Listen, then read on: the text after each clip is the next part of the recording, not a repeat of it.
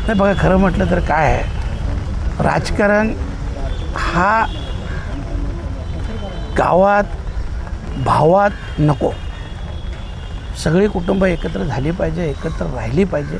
मी स्वतः या मताचा माणूस आहे. कारण राजकारणासाठी तर प्रत्येक घरोघरी वाद होत असतील तर ते खरंच चुकीचं आहे.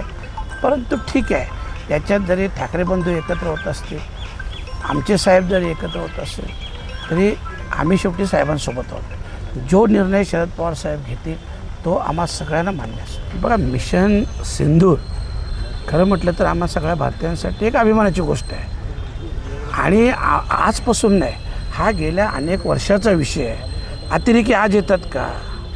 अनेक वर्ष अतिरेकी भारतात घुसतात, कुठं हत्या करतात, कुठं आपण पाहत असाल जी काही आपले पर्यटक जातात त्या पर्यटकांवर हल्ला करतात. ही खरं म्हटलं तर 100% चुकीची गोष्ट आहे. आणि म्हणूनच अतिरेक किंवा अतिरेकी हे संपायलाच पाहिजे.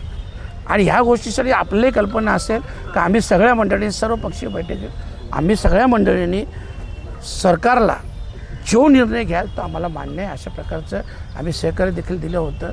परंतु अजूनही काही जे आपल्याला अपेक्षित आहे अशा अतिरेक्यांवर कारवाई झालेली नाही.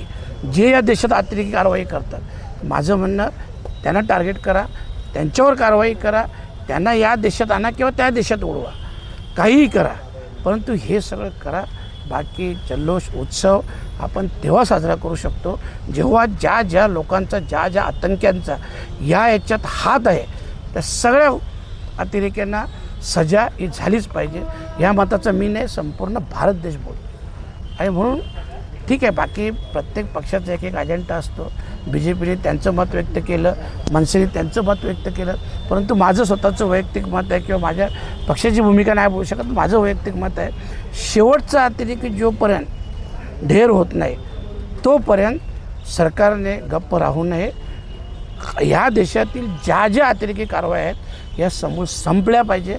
कारण भारत देश आपल्या सगळ्यांना कल्पना आहे, आपण कुठंही गेलो जगात, ह्या देशाची मिलिटरी असो, या महाराष्ट्रात आहोत, मुंबईत इथला पोलीस दल असू दे, सगळे सक्षम आहेत.